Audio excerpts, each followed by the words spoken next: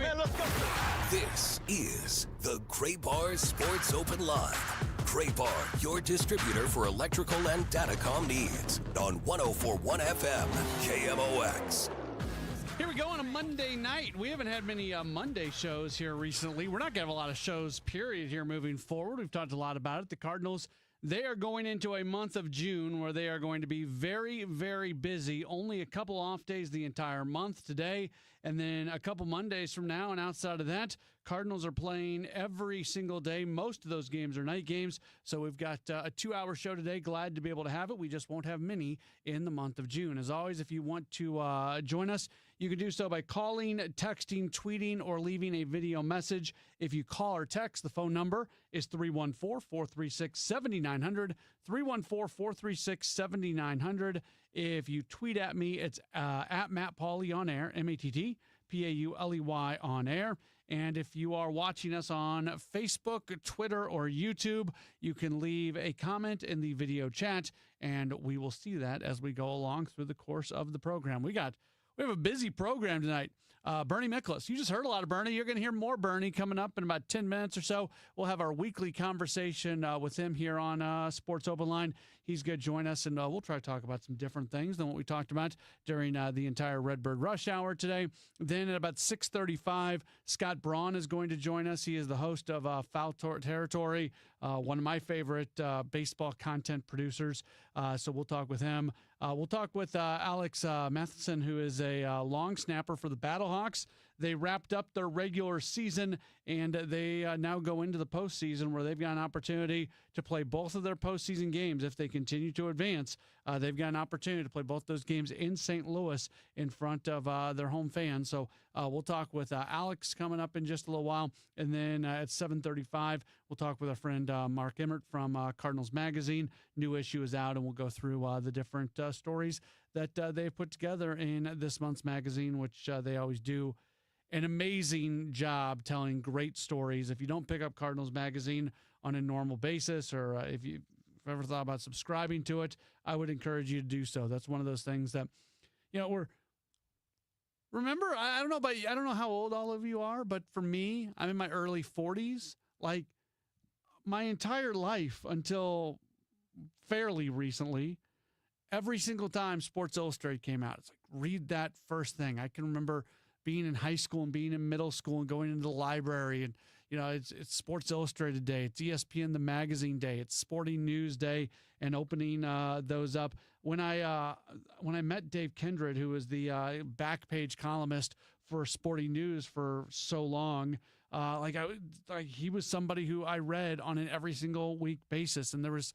Anytime you opened up those magazines, you would always open up Sports Illustrated and go to the last page so you could read Rick Riley. Same thing with Dave Kindred. And we've lost that a little bit in today's media because of digital. And there's probably more really good stuff now than there's ever been before because of the ability to create it. But there's something about getting the physical magazine and reading really good stories. And that's what they do at Cardinals Magazine. And I'm happy that I think it is a credit to the organization that they continue to produce that magazine. They have multiple full-time staffers. They put a lot of resources into it. I have no clue what their bottom line looks like, but I think in many ways it's probably a labor of love for the Cardinals organization. So we always love having people from Cardinals Magazine on because we want to promote it to give them the publicity and hopefully maybe get you the thought of either subscribing or next time you're at a Cardinals game, going up and buying yourself a copy of the magazine. So we'll talk with Mark coming up at about 7:35, and that's what we're going to do then. Cardinals had an interesting week. They didn't play great baseball. We can say it that way, but they go 500 on a road trip. You go 500 on a road trip. I don't really care who you're playing. You don't have to be happy about it, but at the same time, I don't think you should be sad about it. Like it is a perfectly fine result. Now, some of the games when instead of taking the step back and looking at all 6 games and saying, you went 3-3, that's okay. If you take that step forward and start to dive in a little bit, were there some things that happened, especially in that Rangers series, that were a little bit alarming? Yeah, losing in 2 of the 3 games, giving up a combined 19 runs, not great. There are some areas that this team did not play well in. I think it's an important thing to do here because sometimes the natural inclination is to look at a period of time where maybe play drops off a little bit, or a period of time where certain areas of your game drop off a little bit, and just start waving red flags and yelling and screaming and going hot take crazy on it. And that's not what to do here. That's not what's to do here. So what we should do is look at the areas that let down a little bit this past week. Defensively, they didn't look great. They've been as good of a defensive team that exists in Major League Baseball this year. They had a tough defensive week. Pitching has not been as good. Starting pitching and relief pitching. Now, to be fair to relief pitching, a lot of that came in those two games, the 11-run outing against the Rangers on Friday, the 8-run outing yesterday. But the relief pitching has not been quite as good, and that is something to take note of. Offensively, against the Rangers, they scored 4 total runs over 3 games. That's not good. You'd like to see them do a little bit more than that. So it is perfectly fine, I think, to look at something and say, okay, this wasn't quite what we've seen here recently that allowed the Cardinals to really get back into contention and put them in a pretty solid spot. But I think you take a step back and you wait to see if this plays out. And we talked about this during Redbird Rush Hour. I try not to just repeat everything that we said for the hour before because you don't want to hear the same thing over and over and over. But June is a really important month for this team, especially between now and really now and July 6th. So it's June 2nd now. These are the series that you play between now and July 6th. So the next, let's call it a month, but it's a month plus. You play Kansas City, the Dodgers, Toronto. So of those 3, you've got a pretty good Kansas City team that you should be able to have some success against. The Dodgers are great. Toronto's not a bad team. Feels like they've been playing some better baseball recently. Then you go into a stretch where more often than not, you're playing divisional opponents as you go Milwaukee, the White Sox. I know the White Sox aren't a divisional opponent, but I'm just telling you who they are. Milwaukee, then the White Sox, then Cincinnati, then Chicago. A respite with Cleveland away from divisional stuff, and then Pittsburgh and Chicago again. So let's do the math here, between June 12th and July 6th, you play divisional opponents every single series except 2. You have a 3-gamer against the White Sox and a 3-gamer against Cleveland. And outside of that is nothing but divisional opponents. When they get done with that stretch, and when they get done to that stretch, it's going to be a week out from the All-Star break. But when they get done with that stretch, you're really going to be able to look at this team and see where they kind of fit in the National League picture. All right, we will take a break. When we come back, we're going to be joined by Bernie Miklasz. He had an interesting column today that ran over at Sports Hub STL. He writes just about every day doing his Redbird review. We're going to go through some of what he had to say today. I've got some questions for him. We'll do that next. It's a Gray Bar Sports Open Line on KMOX.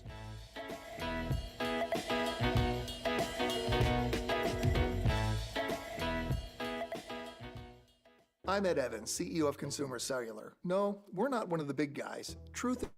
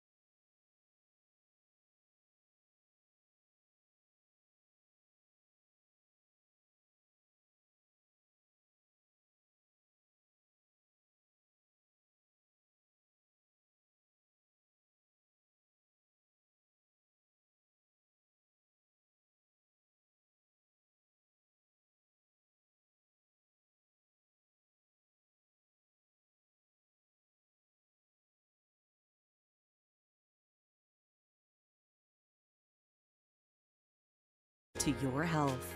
Visit hshs.org/caring to learn more. Total Information AM, weekdays 5 to 9 on the voice of St. Louis, 104.1 FM, KMOX.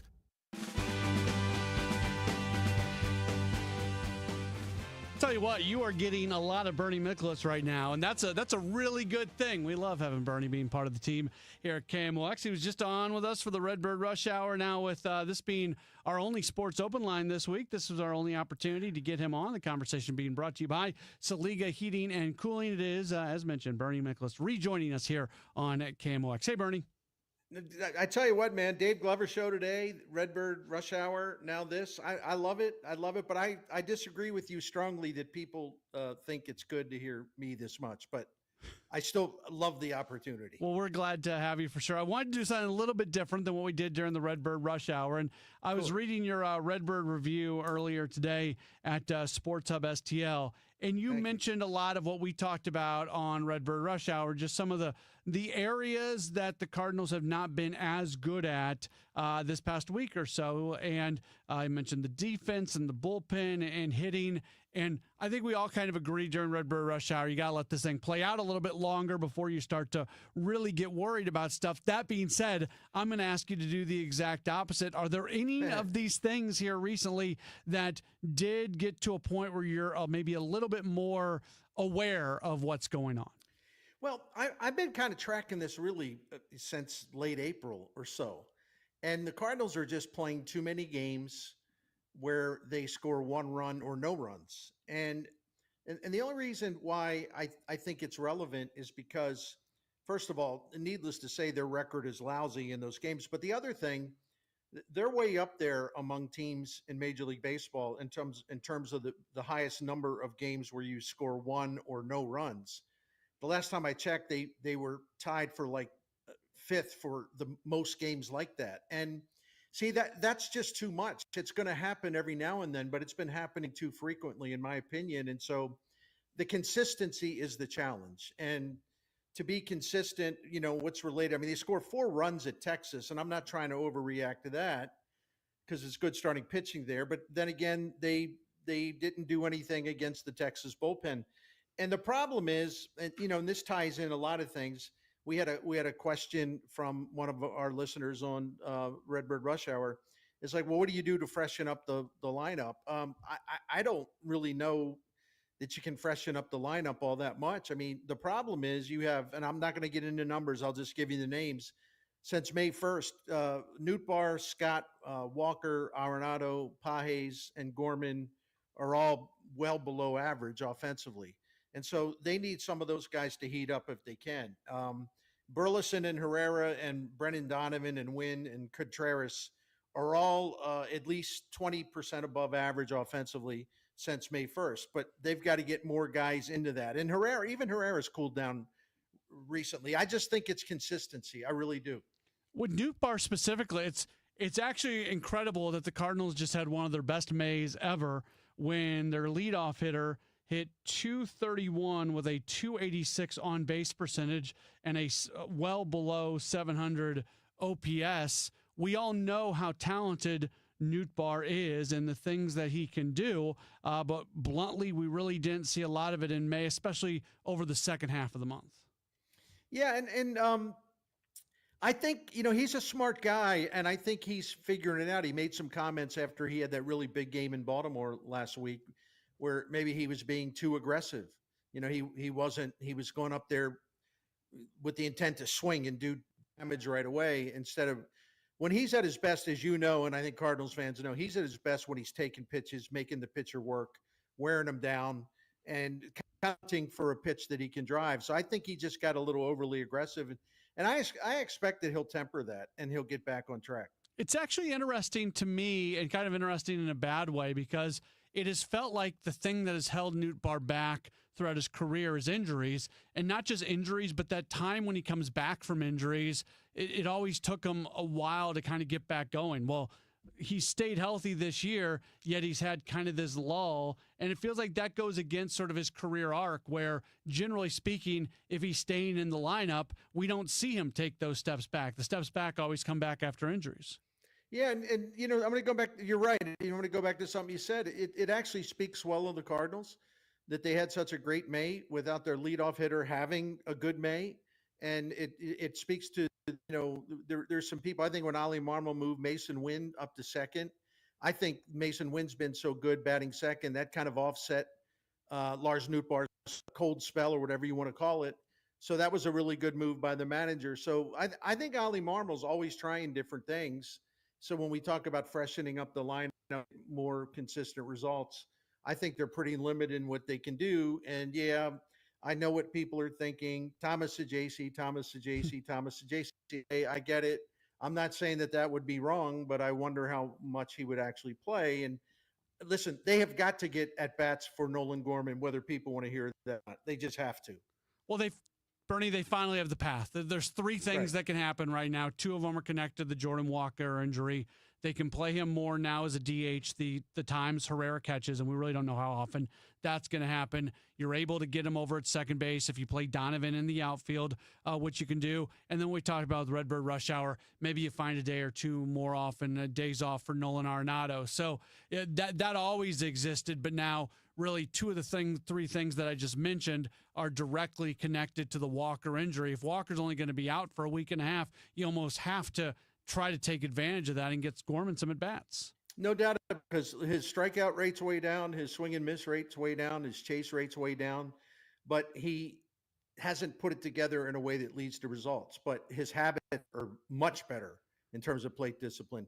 But the only way he's going to put that into use and to get some traction is by playing, and he's got to play. Yeah. It's simple as that. So like it's a process, Bernie. It's a process of fixing things. So they've talked about it. They're allowing him to basically reduce bat speed as a way to make contact more often. So if that's step one, then step two is find your productivity to go along with a little bit of a different profile of a hitter. And when it's a step-by-step process, you have to try to see the results of that in games. And it feels like they're still sort of stuck on step number one because there's just not enough game time for him to get the results that he needs to be able to react to it, if that makes sense. Yeah, no, you're right. And boy, one thing I wish that Brant Brown had entered Nolan Gorman's professional life before this season, because I think the plate discipline issue would have been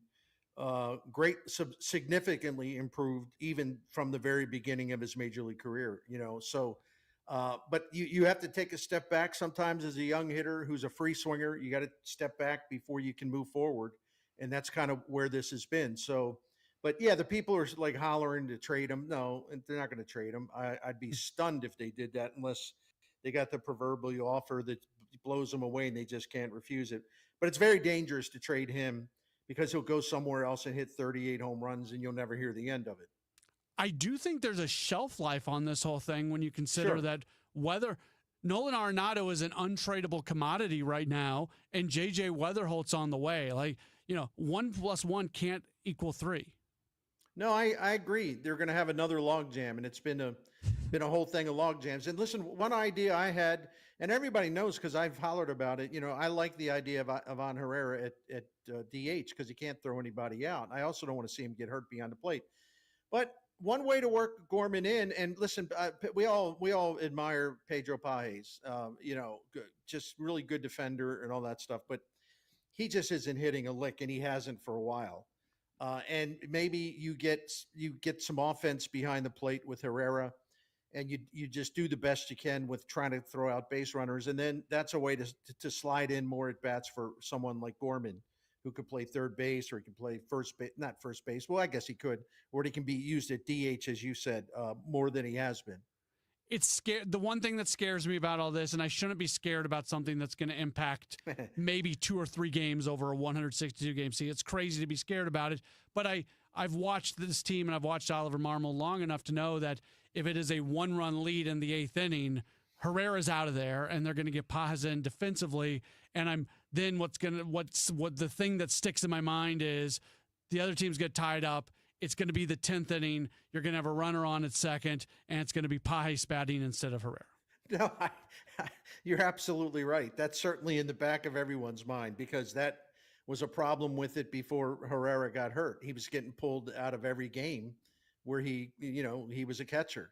Just anytime they had a lead. And I think Ollie, who's done a really good job overall this season, but I think he was too quick a couple times to make that switch. Mary Lynn says, Bernie, I love Bernie. Have him in every day. Well, that's nice. I guess she likes cranky old men. Right. That's a path I don't want to walk down, Bernie. So we'll let you go on that one. Of course, we can't let you go without asking you to tell us a little bit about Saliga Heating and Cooling. And by the way, I appreciate the compliment. Thank you very much. Just kidding. Saliga Heating and Cooling is a Daikin comfort dealer, and they've been in South City on Gravois, as a matter of fact, for the entire time they've been open. The Saliga family, since 1927, still in the same building, still taking care of new generations of St. Louis families, including the Miklas family. We've relied on Saliga for a long time. We know that Saliga sets a standard for honesty, knowledge, professionalism, prompt service. They're classy in your home. In our experience, we never had to worry about Saliga being upfront with us. And they've always looked for low-cost solutions to save us money instead of trying to sell something to us. They just want to take care of their clients. You know why? Because they have this great family name and family business, and you don't mess that up. You don't do damage to that by trying to hustle somebody. If you play it straight and you're honest and you save your regular clients money, they're going to get the word out and your business will continue to grow because people trust you. So Saliga services all makes and models. I want you to look at their priority club maintenance plan, which will save you money by extending the life of your current equipment. You're going to receive priority scheduling with that. You'll have the comfort of knowing your home is safe and ready for all seasons. So become part of the Saliga family by having your family call Saliga when you need help with your heating and cooling. To find out more, go to SaligaHeatingandCooling.com, SaligaHeatingandCooling.com. The Bernie Miklas Report on KMOX is sponsored by Saliga Heating and Cooling, a Daikin comfort dealer.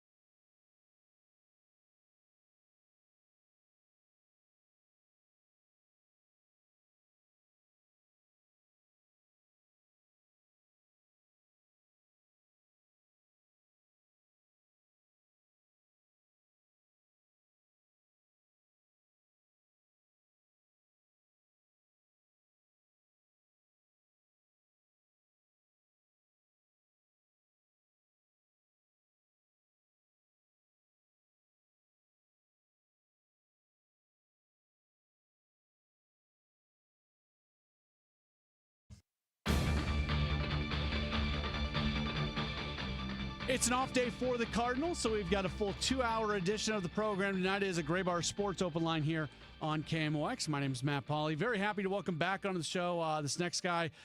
He hosts the Foul Territory program, and now we've talked to him about, I think the last time we had him on, they had not yet started the Cardinals Territory show, which our good friend Katie Wu and, of course, Bernie Miklas, who we just had on, and as part of the team here at KMOX, they do that. But Foul Territory is great to watch on an everyday basis. It is Scott Braun. You follow him on Twitter at Scott Braun. Hey, Scott, how are you? Matt, I am great. And yeah, thanks for the plug. Katie and Bernie doing a great job there. A lot of player interviews and obviously more fun to launch a show like that when the team is surprisingly good. Yeah. We've talked before about where this team is at. What is your level of surprise that this team has played really just solid baseball most of the season this year? My level of surprise, I would say, is a 6 or 7. I feel like some people are more in the 9 range. For me, entering the year, I thought some people were looking at the Cardinals on way too much of a pessimistic basis. I'm like, yeah, it's a disappointing offseason, but they didn't really lose anything. So if a few things go their way, I'm like, this is not the world's best division, right? Mm-hmm. Maybe they compete, and that's what we're seeing. And also, I mean, there has been young talent in this lineup that you're waiting on to blossom. I do still believe in many players hitting their prime in the 25 to 31 range. I mean, we've got some guys that are in prime territory right now, like Lars Nootbaar and Brendan Donovan. So I've been pretty impressed, of course, and I don't think I'm as surprised as some of my co-hosts on Foul Territory. Let's put it that way. I think I was catching some flack from some of my co-hosts where I was like, the Cardinals might be okay. I'm like, I could see them finishing 500 or even, being in the wild card race for a while.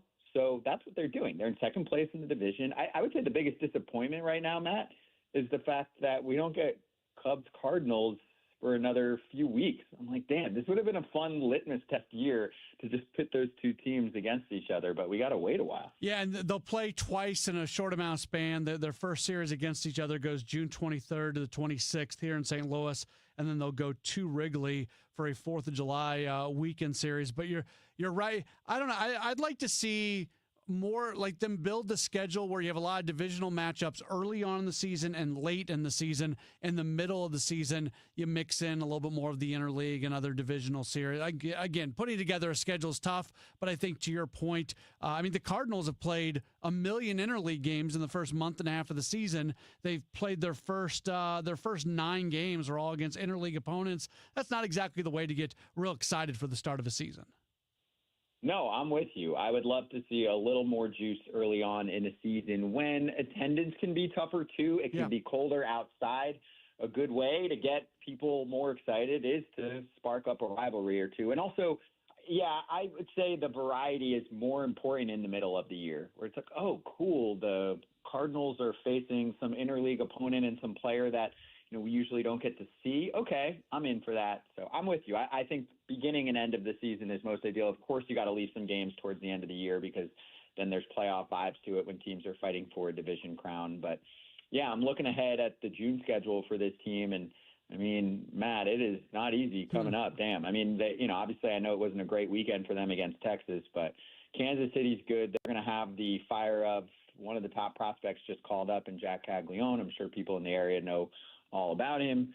Dodgers, Blue Jays are playing better right now. Brewers are on fire. This is a tough couple weeks coming up for the Cardinals. Where does the Jack Caglione debut rank for you in terms of prospects right now across baseball who are right about at their debut time? I'm a huge fan. Jim Bowden's our resident GM on our show, and he dropped a Matt Olson comp, and I really liked that for the kind of power that he can bring right from the jump. And I do agree with him. One of the flaws that's pointed out with Caglione is his chase rate in the minor leagues. It's a little high. And I thought that manager Matt Quachara of the Royals brought up a perfect counter to that point. He's like, yeah, have you seen the wingspan on this guy? And have you seen him barrel up baseballs that are off the plate? Now, sure, do you want someone swinging out of their shoes at a pitch, a foot off the plate? No. But when it's like a baseball or two off the plate and Jack Caglione goes opposite field for a home run, you're like, okay, that was a good chase. I'm okay with that. Not for most players. There's many players that really have to find their zone. But for Jack Haggs, he's super aggressive, and I'm sure he's going to have to make an adjustment at one point with pitchers kind of finding his weak spot or holes in his swing. But I'm really excited. I think this is the top need for the Royals being answered with a prospect who looks ready to go. The Royals have no outfield pop and barely any outfield offense for the past couple of years, and yet last year they were a pretty damn good team. So this is perfect timing. There's going to be a lot of excitement. And for a Cardinals fan, you're like, do we have to play the Royals when this is going on? And also they're still in a pretty good stretch of baseball. Yeah, but it should be exciting to be able to witness a guy who has potential to be a 40-homer bat. The Royals tweeted out the video of their AAA manager, Mike Jerschley, giving him the news in the office. Are you like me that you can never get enough of those videos, that they're just the best? I love them, but I just don't like if they feel too staged. How was this one? I haven't seen this one yet. It felt like Jerschley was like asking him questions about how he's feeling about things, so on and so forth. And then he told him, and at the end of it, they asked Caglione, like, what did you think you were being called in about? And he said something about like hitting the knob of his bat on something, and he thought he was in trouble for that. So it seemed pretty real, because he said that he thought he was getting called in to like kind of be talked about not doing something some way.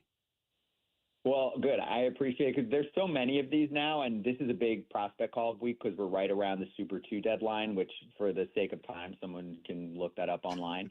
But we see Jacob Melton with the Astros, Cole Young with the Mariners. These are top-end prospects for those particular organizations. So I don't catch all of the call-up videos, but I'm glad you brought this one to my attention. And now I have it queued up right when we get off. I'll watch it, and we'll probably show it on the show tomorrow. It's pretty solid. It's good stuff. We're really going to the weeds on this one. It feels like the Super 2 stuff doesn't quite impact things as much now, especially with the rule changes and, guys, if they're in the top 3 in voting at the end of the year. It just, over the last couple years, it feels like we don't talk about that as much as we did previously. Yeah, and this is a product of a really successful negotiation in a collective bargaining agreement, Matt. I mean, we get into this stuff, of course, on our show and get the player perspective and then get the ownership perspective. This is something that needed to be fixed, right? You can look at some classic examples. There were tons, but Chris Bryant was the best hitter in spring training, 20 whatever, right? And they're like, oh, he needs to work on some made-up thing, and it's really just waiting a few weeks for his service time clock to dip back one more year.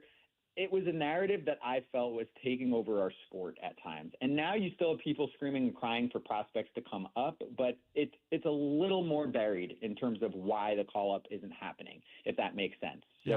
So Red Sox fans right now are calling for Roman Anthony. They also have a pretty good outfield, so it makes it a little bit tougher, even though he should still be a part of that mix. I agree with you. I give a lot of credit to both sides on this one. There's plenty of fighting that goes on between ownership and players. This is one where they both finally agreed that it's becoming way too much of a storyline, and the point of Major League Baseball is to have the best talent in the world. And there were way too many cases where the best player at a particular position for a particular organization was being held back just to extend the life of his contract with a team. It's still a thing. That's why we're seeing these contracts or these call-ups at this point. Super 2 means that basically the player can get more money because he'd have 1 year of arbitration instead of a league minimum year. But it's becoming less of a storyline, which is good. We're talking with Scott Braun. You see him on Foul Territory TV, whether you watch it on TV or whether you watch it on YouTube, Twitter. They're all over the place, and they do a really good job. A lot of times you see it prior to Cardinals games, things like that. Scott, just kind of going back to the division, because it's not a really good division, but Cubs have a fantastic record. I don't think anybody really expected them to be where they're at right now, even if people viewed them as maybe the best team in the Central. Like you mentioned earlier, the Brewers on a really good run right now. Cincinnati has showed that they can play with just about anybody. How do you evaluate this division right now? Are the Cubs as good as they are from a record standpoint, tied for the best record in the National League? I think there are a few teams that are scarier than them, but it's a pretty special offense right now. And a problem with the team the last few years has been the bullpen. Man, their bullpen's on fire ever since late April here. I'm looking right now at 2.48 ERA since April 19th. This, to me, has to do with Craig Counsell bringing some of what's gone really right with the Brewers for years over to the Cubs. People forget that you don't just, snap your fingers and an organization changes. So David Stearns goes over to the Mets. Craig Counsell goes over to the Cubs. The Brewers have done a few things really well for a pretty long period of time, and one of that is on the pitching front. So that's a problem. That makes the Cubs very scary because you can be a big market team. You can spend at a pretty high level, but you still have to win at the margins. For as much flack as the Dodgers get for spending so much money, they also do a lot of little things like find those gem relievers or sign a player that anybody could have afforded, and somehow they pull that off. I would say the example right now is Alexis Diaz was the primary closer for the Reds for the last 2 years. Apparently, he's so broken that the Reds don't even want him on their roster anymore. They trade him to the Dodgers. There's a chance that it never works out, but there's also a chance that, he's 28 years old and he becomes himself again and the Dodgers got a steal. So to play to what the Cubs are doing, I think you're going to start to see more of that from them. When some organization is doing something really well, you want to try and take one of their best brains, and that's what they did with Counsell. So I think that's working for the Cubs right now. Obviously, PCA, Pete Armstrong's a MVP candidate. So, Matt, when I'm summing up the division, I like the Cubs. I think they're a strong contender to win the division. I think the Cardinals are going to take a step back at some point over the course of this year.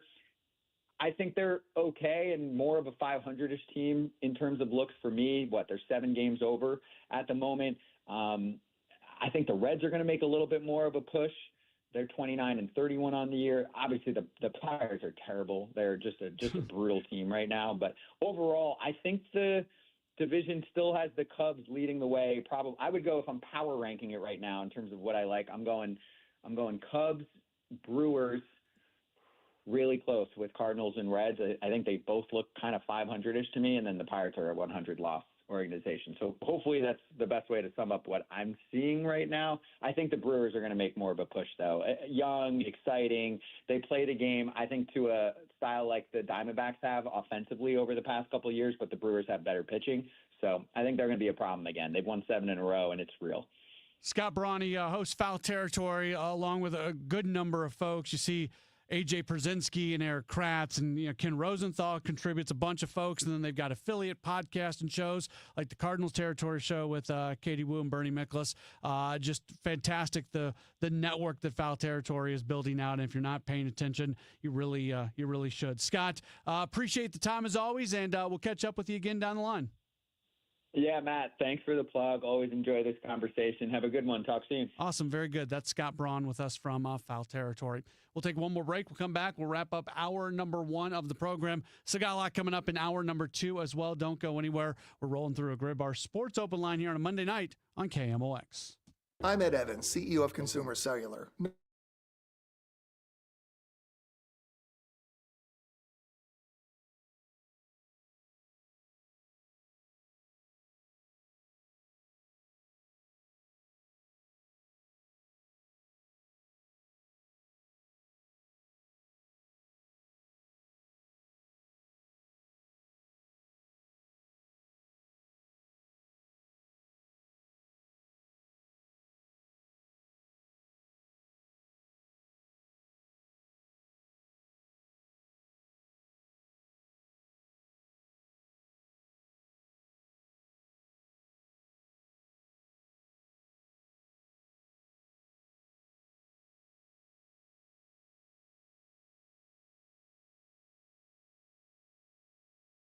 Change. Get your free quote at ethos.com/life. That's ethos.com/life.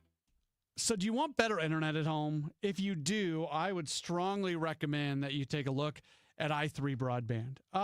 They've got, they're a fiber service, and there's a bunch of those out there. But here's the thing that really separates i3 from a good number of other services. Fiber is more reliable during severe weather because of the underground infrastructure. And obviously with some things that have happened in the community lately, that's become even more important. Not all fiber companies are completely underground. In addition to it being buried with i3 and the right-of-ways and also the easements, it's buried right to your home. Here's what happened in my home when we signed up with i3. They came out, they put the line in, And then about 2 days later, somebody else came out and they actually buried the line, and it looked great. You could not even tell that they buried something in there. I don't know how they did it. They just did it. All of a sudden, the line was underground and all was good. So that's how they make sure that they are really, really reliable. Prices are great. You're going to save money over the big companies. Mention the reliability. St. Louis people involved. They got offices in the Metro East. They got offices in St. Charles County. See if they're available in your neighborhood. All you got to do is head to the website, i3broadband.com. Put your address in, i3broadband.com. You're going to love it. A few years ago, CTV was a buzzword. Now it's your most important channel, while your current DSP is still playing catch-up.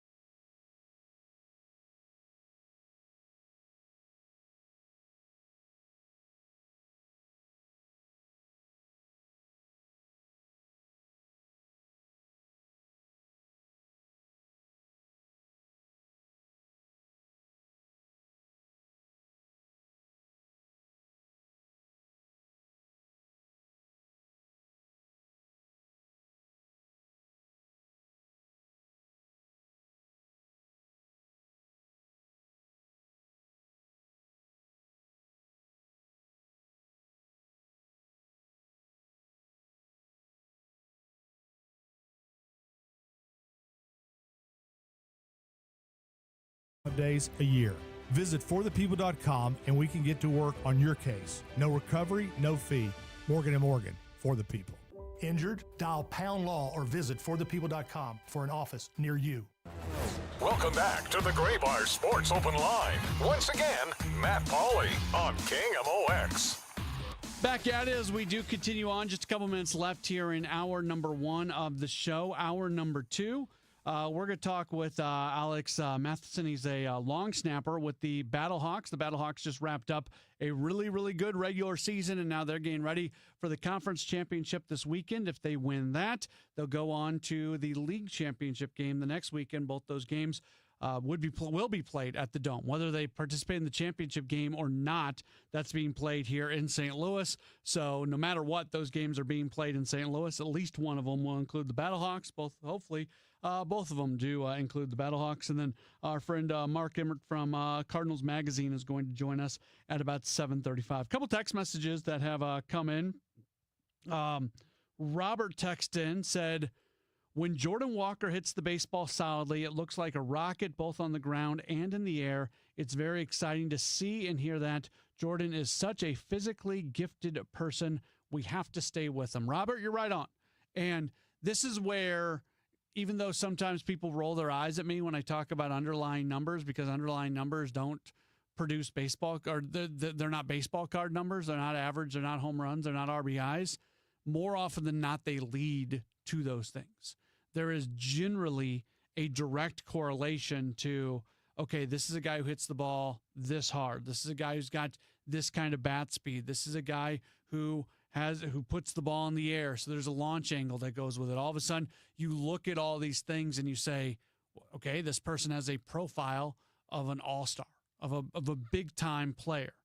And Jordan Walker has a lot of those components. Not so much the exit velo. That's something that he's still working on. He hits it on the ground a little bit too often. But to Robert's point, even when he hits it on the ground, he hits it hard enough that a lot of times it's finding its way through.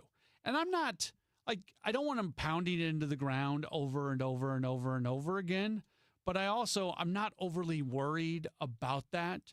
They always say that when young players have the tools that are developing, that power is one of the last tools Well, when we're talking about power in that sense, we're talking about home runs and doubles. When we're talking about home runs and doubles, we're talking about putting loft on the ball, right? And that's all exit velocity is, just lifting the ball off the bat so it goes in an upward direction, but not too much of an upward direction. So if he does enough now, if just the fact that he hits the ball so blanking hard right now that enough are going to find its way through, and then he is going to occasionally lift one over the heads of the infielders and have it go for extra bases or have it go over the wall. If the numbers are good enough to keep in the lineup every day, that other stuff should eventually come around. I'm not a pessimist. I think folks know that about me. I tend to be fairly optimistic about things. The one thing I would say with Walker that concerns me in the very direct moment is I've watched him like you've watched him. I've watched him for a few years now, where the start and stop nature of his success, where we'll see something good and then that good will not be sustained. And even if the stint on the injured list is a short amount of time, even if it's the minimum 10 days, I do worry about if there's going to be a bit of a regression or a reset when he comes back off the injured list. I thought it was really important that he continued to play as often as possible with the numbers that he had been putting up for the couple weeks leading into his stint on the injured list. But nothing you can do about it except get him off that IL as soon as possible and get him back into the lineup. We got a lot coming up in hour number 2 of the program. More Cardinals talk as well right after the 7 o'clock news. It's the Gray Bar Sports Open Line on KMOX. Don't get lulled into believing the IRS is getting soft. It's just the opposite. Hi, this is Lance Story with the Lance Story Law Firm.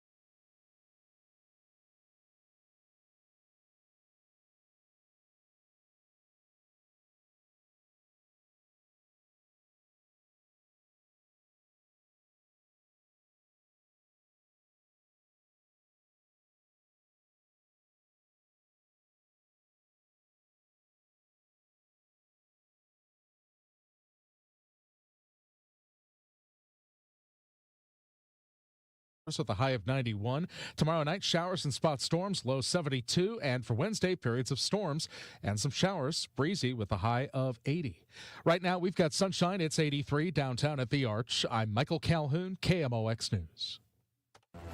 Welcome back to the Gray Bar Sports Open Line. Once again, Matt Pauley on KMOX. Into hour number 2 of the program. We've got a lot coming up at 7:20, so in less than 15 minutes, Alex Matheson from the Battlehawks will join us. They're coming off a win in their regular season finale, and now they get set for the postseason, which will begin this weekend. And then Mark Emmert from Cardinals Magazine, he's going to join us at 7:35 to go through what is in this month's edition of the magazine. So that's all coming up. As always, if you want to chime in on anything that we're talking about, multiple ways to get connected with the program. You can call or text 314-436-7900, 314-436-7900. You can tweet at me, at Matt Pauley on air, MattPauley on air. Or you can leave a message on the video chat. If you are watching us on Facebook, Twitter, or YouTube, you can just leave a message right there, and we will we'll get to that. Yeah, there's been a lot of talk here about Nolan Gorman recently, and we certainly talked about a fair amount during Redbird Rush Hour. Got a text message from the 217 that says Nolan Gorman does not get enough at-bats. And there's a little bit of an opening right now for Nolan Gorman to get some more at-bats while Jordan Walker is out.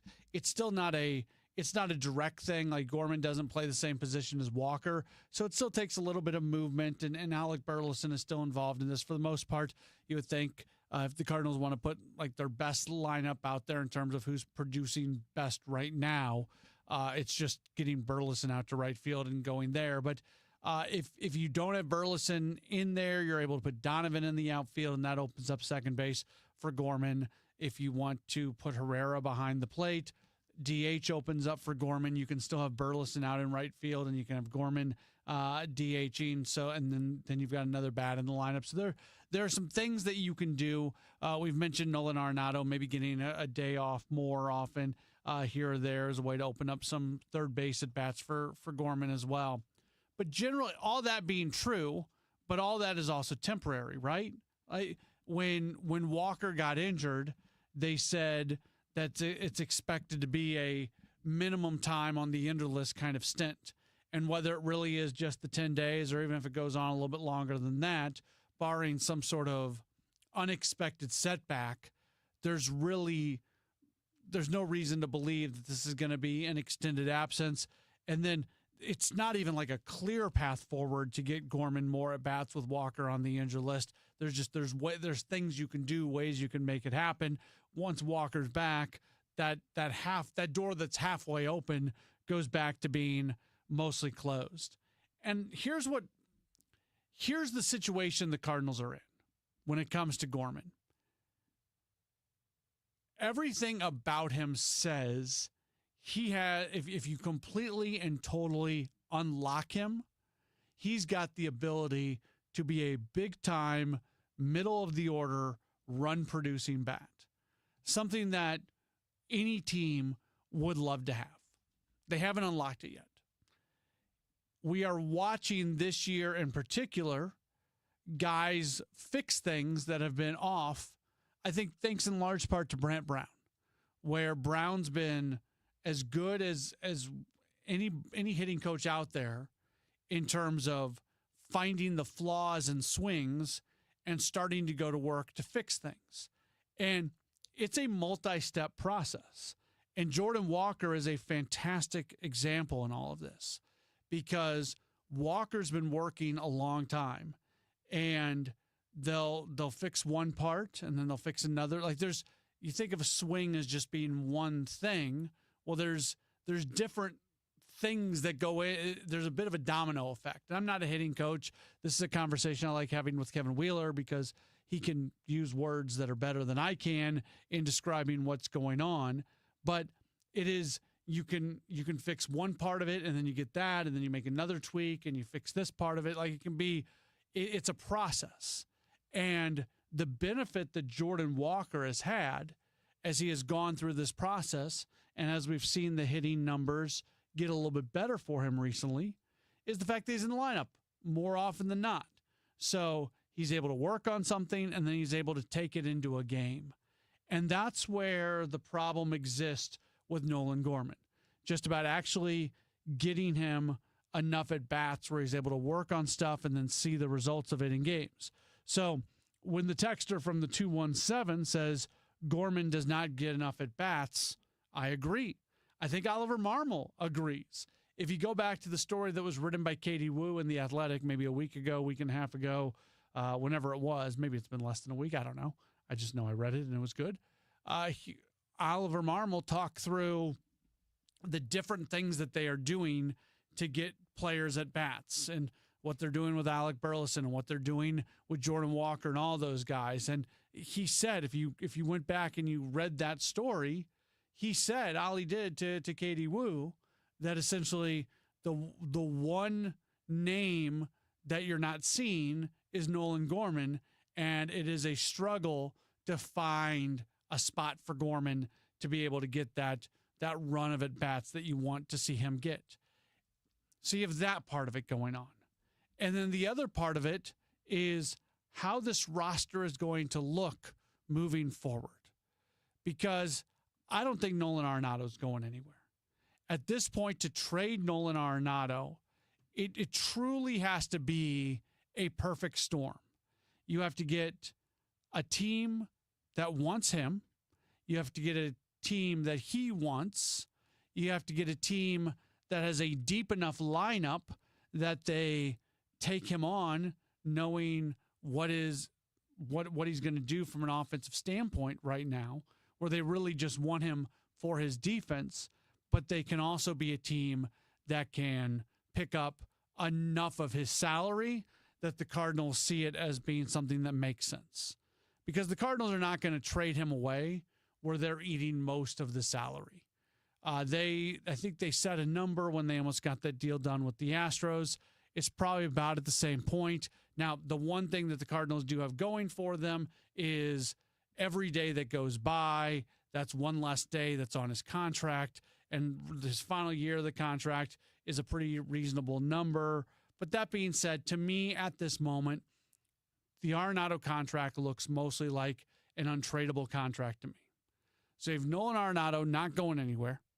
You have J.J. Weatherholt, who's on the way, and Weatherholt could very easily be in contention for the everyday second base spot for opening day in 2026. And don't forget about Thomas Saggese.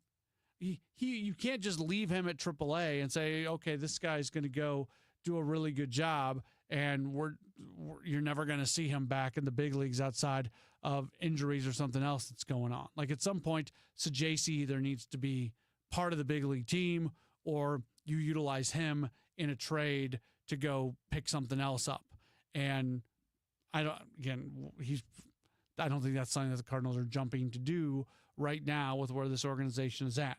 So there's kind of a ticking clock here in terms of even having the at-bats that you would have available now for Gorman, which is almost none, versus what the roster would potentially look like in taking a step back a short amount of time when a Weatherholt and a Saggese are probably going to be there, and they're all kind of playing the same spot. So I don't know what the Cardinals do. I don't completely know what the Cardinals do. The one thing I do know is when you get the opportunities to play Gorman, you take advantage of those opportunities and you get him in there and you see what you're able to get out of him. I think what they have done recently with him, where the bat speed has it's been taken down purposely with the idea that he makes more contact. He's got enough power in his bat that he doesn't have to have the super elite bat speed. He can be a guy who takes a little bit off of that and make sure he makes contact, and he's still going to hit plenty of home runs because of his natural power. That's a good place to kind of start this process of where they're at right now in the swing. You just want to see an opportunity for him to get those at-bats where you can see if it is working or not. So if you want to chime in on that at all, feel free to do so. You can call or text 314-436-7900. It's 314-436-7900. You can tweet at me at Matt Pauley on air, or you can leave a message on the video chat as well for those of you who are watching on Facebook, Twitter, and YouTube. And yeah, you can do that right there. We are going to take a break, and when we return, we're going to talk some Battlehawks. They just got done with the regular season, but they hope that they've got 2 more games of football left as the Battlehawks open up the postseason this weekend. Their long snapper, Alex Matheson, is going to join us in just a moment. Don't go anywhere. You're locked into a Gray Bar Sports Open Line on KMOX.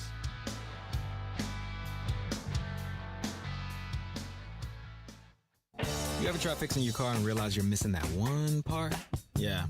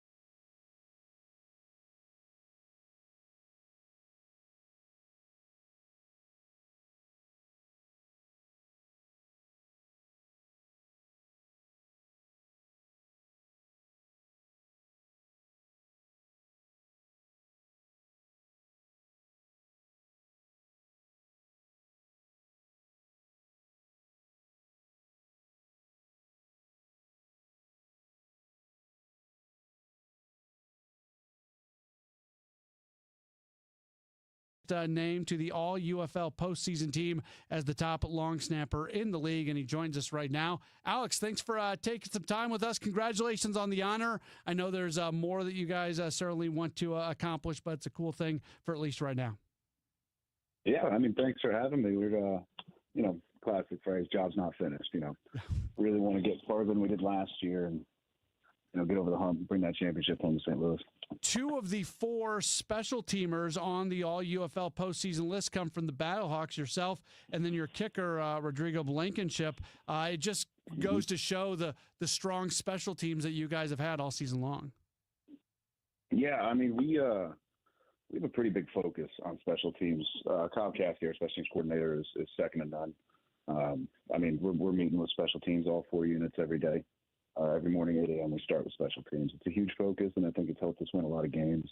And then personally, me getting all UFL, a lot of it, especially the long snap, a lot of it's just based on Rod and Sterling just crushing the heck out of the ball. So I just got to give a shout out to Rod and Sterling for having great years so that, my name can be put on something. But, it's a team award.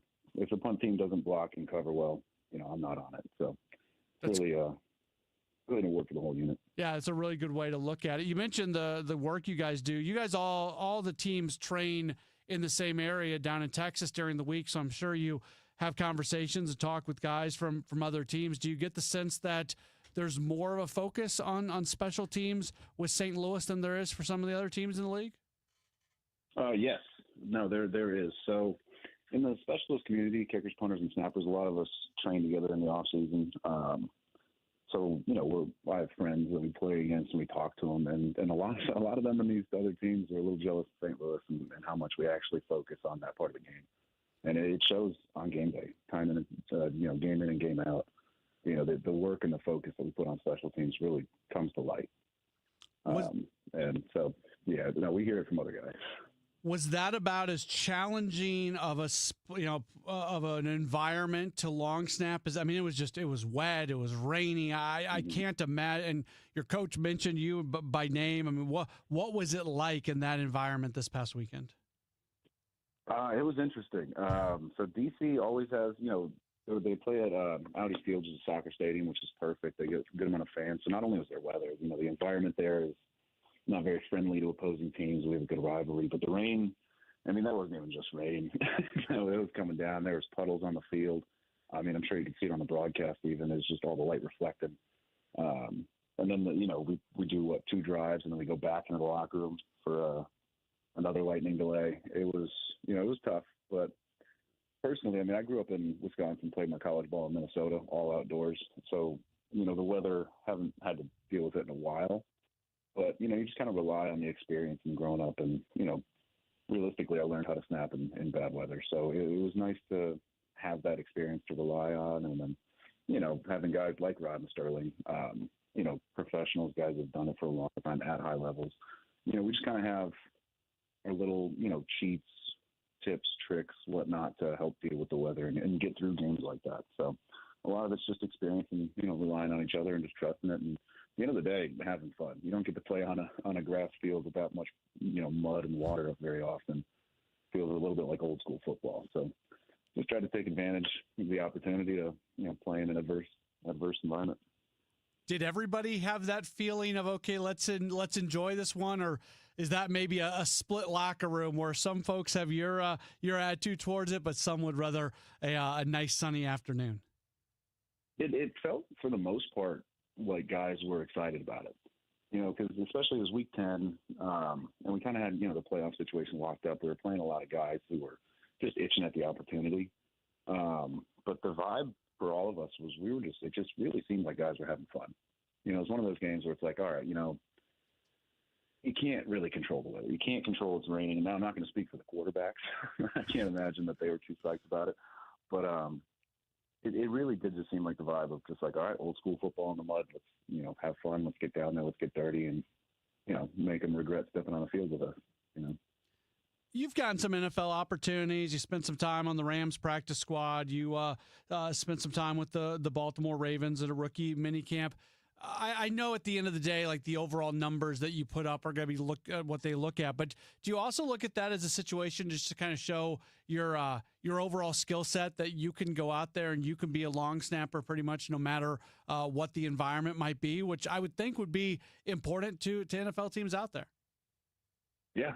I mean, especially because the NFL, I mean, your goal is to play through, the middle of February. So, the odds that, if you're in the AFC, you have to go play a playoff game in Buffalo or NFC and, in Green Bay or Kansas City, all of these places that are outdoor, in December, January, February, bad weather.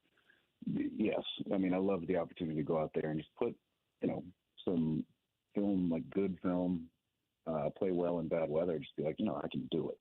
Well, I train in the offseason in San Diego, so that doesn't give coaches, I'm sure, a lot of confidence in my ability to play in bad weather. So, yeah, to your point, it was pretty nice to be able to put that on film and be like, yep, no, we can do it in bad weather just as well as we can in good weather. So it was a lot of fun. You mentioned training in San Diego. You're originally from Wisconsin, Sun Prairie to be specific. Played your college football at Minnesota State and Concordia, St. Paul, and Cal Lutheran. Was that what got you to California? How did you end up making San Diego the off-season home? 2020. It was a little bit thanks to COVID. So 2019 played at Concordia, St. Paul, and then the 2020 rolls around. COVID happens, shutdowns in March. Classes, spring ball's canceled, classes go online. And then throughout the summer, and then that summer, kicking coach in Minnesota by the name of Chris Hughes, good guy, good coach. He got a couple of us local specialists in Minnesota and Wisconsin just to take a little week trip out to San Diego to go train with John Carney and Nick Novak. And so I went out there for that week, enjoyed it, but snapped well enough to where John Carney, pulled me aside, like, hey, you got a shot at this on Friday once you come out with my free agents instead of the college guys and give it a shot. And I did that, loved it, saw the environment that those guys work in. And then, a little down the road that summer of 2020, the Division II season gets canceled, right? And so now I'm sitting here at a crossroads. I think I was like 23 or 24 at the time, still playing college ball. And it was pretty much, the other side of this line is taking football very seriously. And where I'm at right now is like, well, not sure. Do I get my degree? Do I move on? And with the season being canceled, I just kind of stepped over that line blindly, moved out to San Diego so I could train with John full time. And then 2021 rolled around and was getting recruited, looking to transfer. And Cal Lutheran, they ran a pro style punt. So instead of a college spread punt where I'd snap and cover, Cal Lu, I was able to snap and then block. And it was kind of nice after training a year with, the pros, the free agents, to go back to Division III and get my first reps running pro style punt, which then led me to my pro day at San Diego State, and then the pro stuff started falling after that. But it was getting year round training with big names like John Carney, Nick Novak that drew me to San Diego. It's a cool story. Always kind of enjoy hearing how people got to places where they go. From a team standpoint, you guys open up the postseason. You got to play DC again. I know this past week nobody showed much of anything. How do you go about, and how does the team go about approaching a second straight matchup against the same team where the stakes are very different this upcoming week than what they were this past weekend? Well, I think that's where like the rain might help. Because as a lot of you guys might know, last year, we had a similar scenario with San Antonio. We played San Antonio week 10 and then played them immediately after in the playoff. And it didn't go very well for us. Well, this year with the rain last week, game plans are kind of not really thrown out the window, but not only are you keeping it vanilla because you don't want to show them too much, but you can't really show a full offense in that type of weather. So it does mentally kind of give a separation for that game from this week's game to the point where it's, last week's out of mind. It's kind of one of those anomaly games like, all right, pouring rain, we got the W, forget about it, let's onto this one. And then the other aspect of DC just being a rival, you don't like those guys, haven't since it started. And back in the XFL, we're division rivals, and they got us twice that year. So it's, I don't know, it just feels a little easier to separate these two games. Week 10 in playoffs than it was last year with San Antonio. So I think a lot of the guys are excited to go out there and get a W and finally, cross that bridge and bring a championship home. I know you guys were going to play the game in St. Louis no matter what, but was there a certain level of pride that went along with just finishing it off and legitimately winning the conference where it would have been a home game no matter what? Oh, yeah. No, it definitely was, especially losing to D.C. earlier in the season. A lot of guys just, like you said, pride. You just, you don't want to give up 2 to the same team in 1 year, let alone a division rival, and for, the title of conference champs. So there was a lot of pride on the line.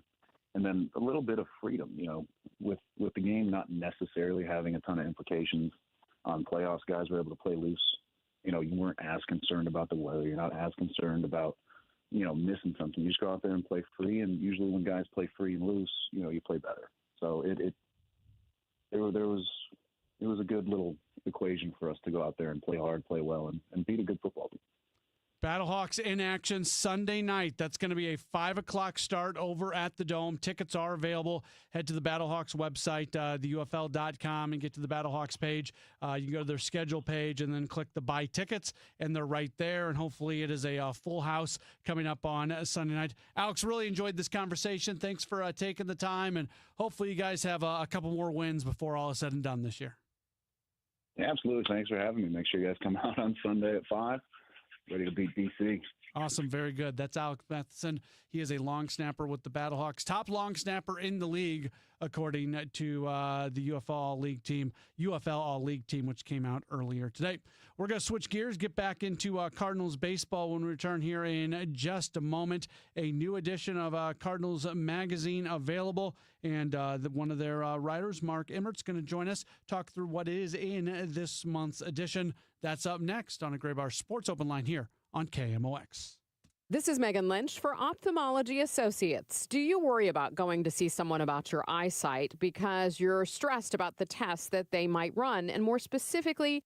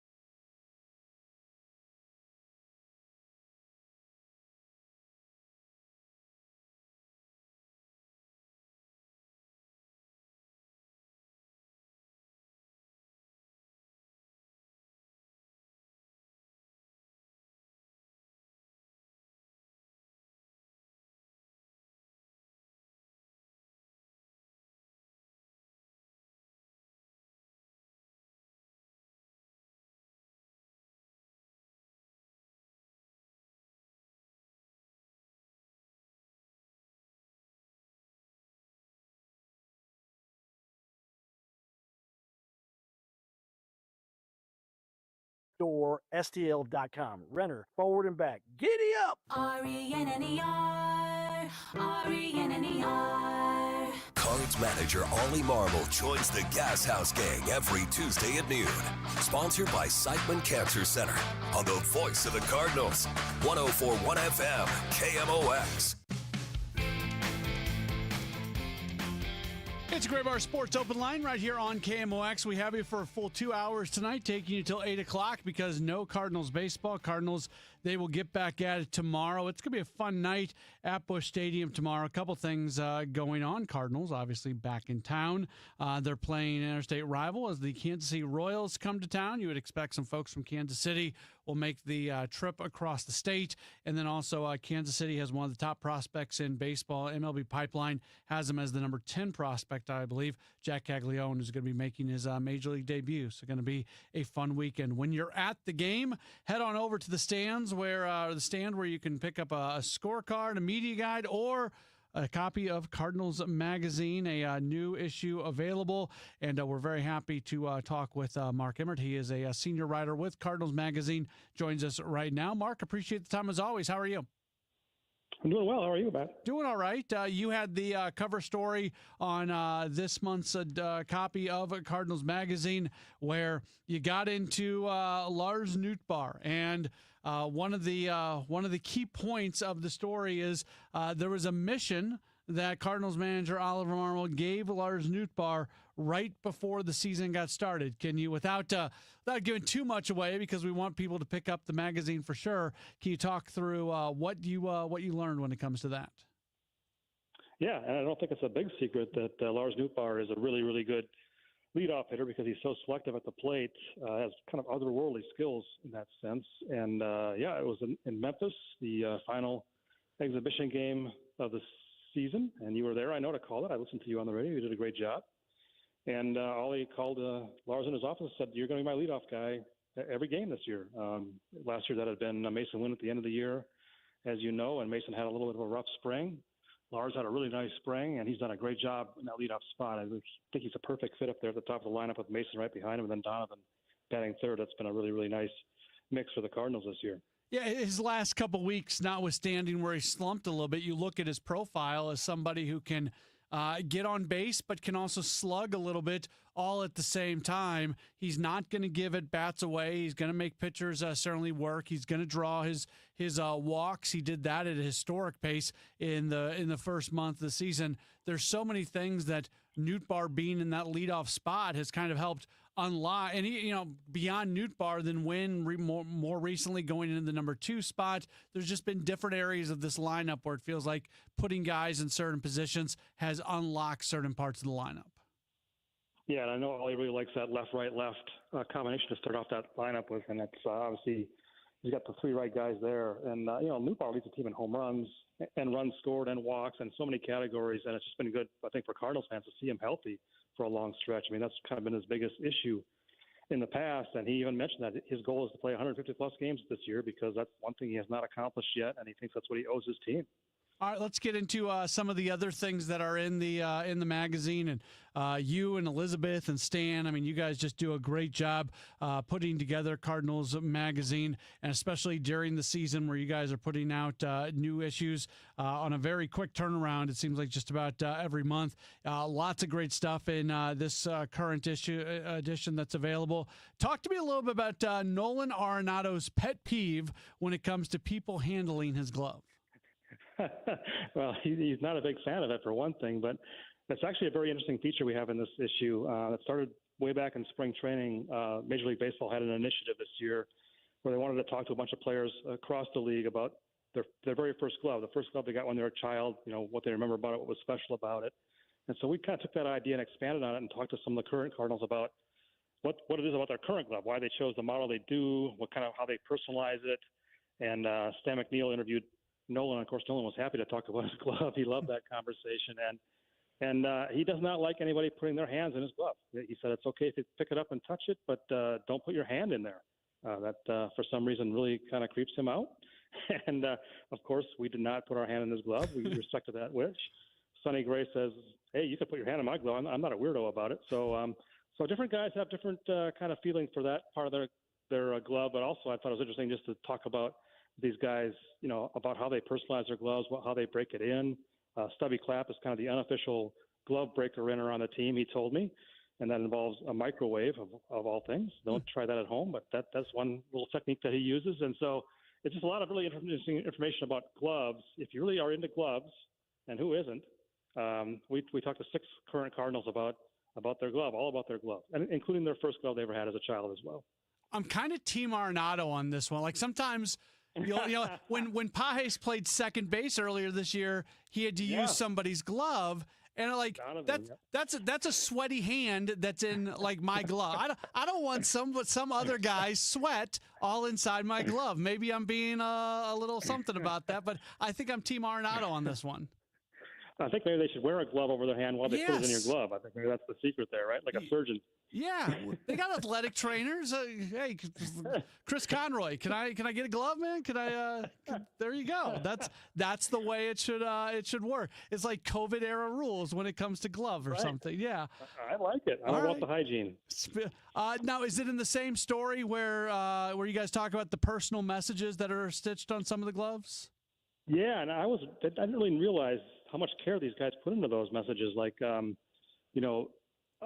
Victor Scott II has been using the exact same glove he got when he first signed with the Cardinals after they drafted him, which I was surprised the glove lasts that long. But some of those guys can keep them going for a while, and that's been like 4 years now. That's that baby blue thing that you've seen him wear. And he's got on there "Love You, Ma," of course, and then also GGAC, which stands for God's Grace and Covering, which is a statement that he makes to his parents and they make to each other whenever they end a phone conversation. So those 2 things are on his glove.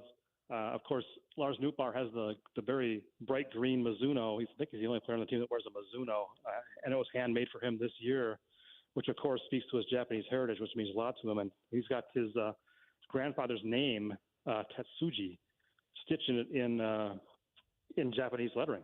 So it's actually the Japanese word for his grandfather's name, which means a lot to him. So all these guys find little ways to make their gloves personal, and they shared those with us, and I think that's a really interesting part of the story as well.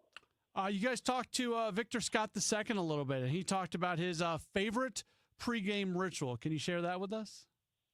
Yeah, we also call him Argo. I don't know if you're aware of that, but those of us in the know that that's actually his stage name. But, before every game, he likes to kind of keep it quiet. He thinks, once he's got all his work in, he likes to just kind of take some time to meditate and pray. He says a prayer before every game, and then he also sends a Bible verse to both his mother and his girlfriend before every game. That's part of his pregame ritual, which I thought was very moving. Yeah, that's very, very cool. Last thing, and we don't want to give too much away. We want people to pick up the magazine or get a subscription to it. But you guys did a feature on the backstory behind Mitch Harris, and when he debuted in 2015 was an absolutely incredible story when he became the first graduate of the Naval Academy to play in the big league since 1921.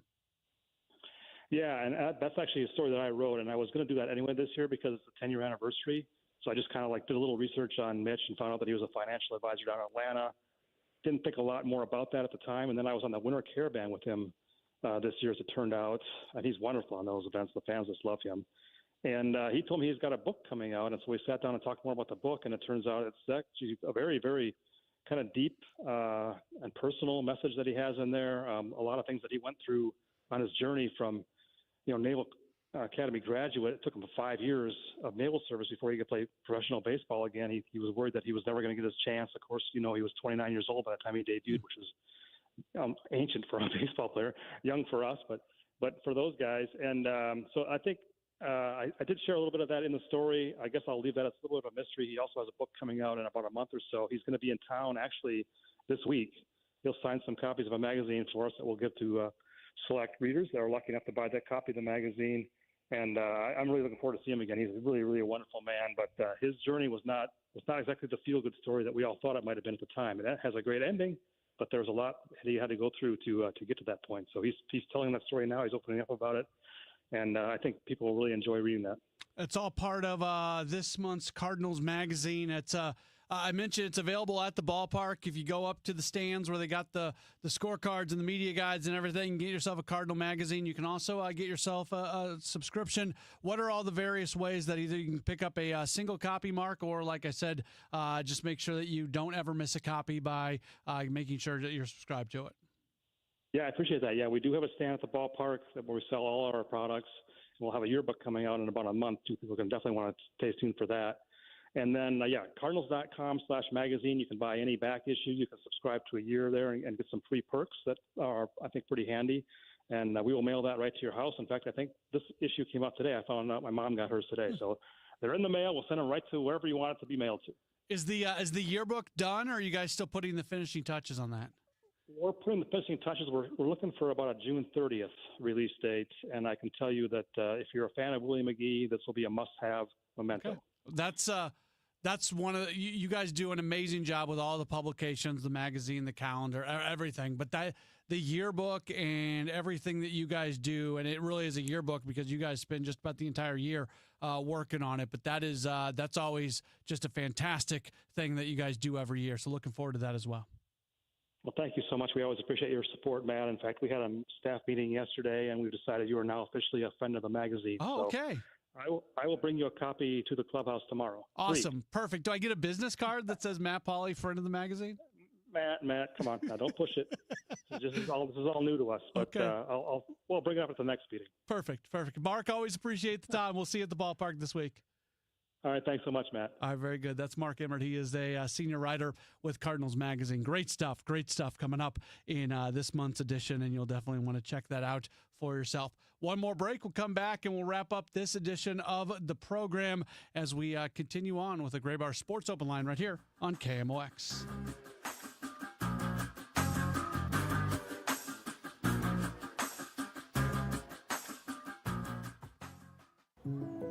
The BBB knows that running a business of any size has its unique share of challenges, and we're here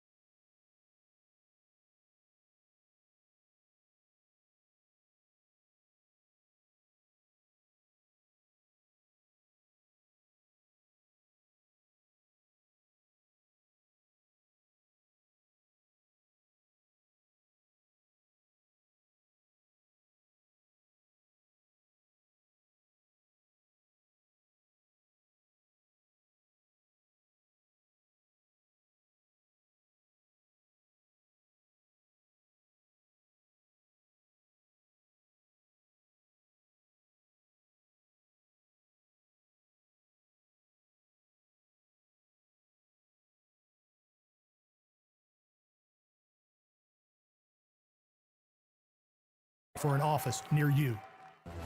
Welcome back to the Gray Bar Sports Open Line. Once again, Matt Pauley on KMOX.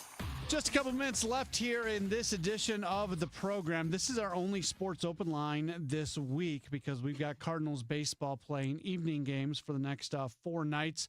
They'll play Kansas City for the next 3, and then they'll welcome in the Dodgers for a big weekend series beginning on Friday night. So it's going to be a fun week of baseball at Busch Stadium. We mentioned that Jack Caglione, one of the top prospects in baseball, he's getting called up by Kansas City, will presumably make his major league debut coming up tomorrow evening. Andre Palante against Michael Lorenzen.